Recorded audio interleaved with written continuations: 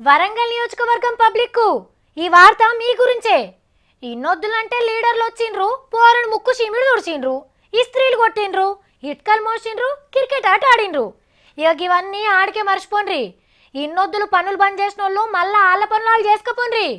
అంతలావైతే పగటిలు మందితో రారుగన్ని రాత్రైనాక ఇద్దరు ముగ్గురు వచ్చి మీ గల్లీల పొంటి తిరుగుతుంటారు. వెయిట్ చేయండిగా. వరంగల్లా సప్పుడు బంద్ అయింది.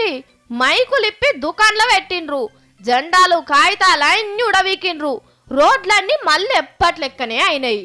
ఊరు లీడర్లు తప్ప బయట వాళ్ళంతా సంతుకలు చదువుకొని పట్నం బాట పట్టిండ్రు. ఏం తెలియనట్టే మున్పు లెక్కనే ఉన్నది వరంగల్ నగరం. ఇక 21వ తారీఖు నాడు దమ్మ దమ్మ ఓట్లు గుద్దేతందుకు తయారున్నారు ఓటర్ దేవుళ్ళు. ఎలక్షన్ సంఘపోళ్ళు ఏకదం ఏర్పాట్లు చేసిండ్రు. 15 లక్షల మందికి సరిపోను ఇంకు బుడ్లు నింపిపెట్టిండ్రు. పల్లె పల్లెకు ఓట్ల మిషన్లను పట్టుకోబోతుండ్రు. గల్మకాడి ఓంగనే ఏల్కు రంగేసేటోళ్ళని మాట్లాడి పెట్టిండ్రు. ఓట్లేసే బడికి ఎంత అవలుండాలో చూపిస్తందుకు శుద్ధం వస్తారట. గడవళ్ళు కాకుండా గస్తీ పోలీసులను దింపుతుండ్రు.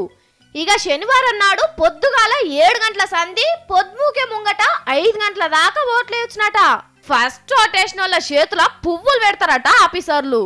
మరి 24వ తారీఖున ఏ లీడర్ చేతుల పువ్వులు పెడతారో, ఏ లీడర్ చెవుల పువ్వులు పెడతారో చూడాలి వరంగల్ ఓటర్లు.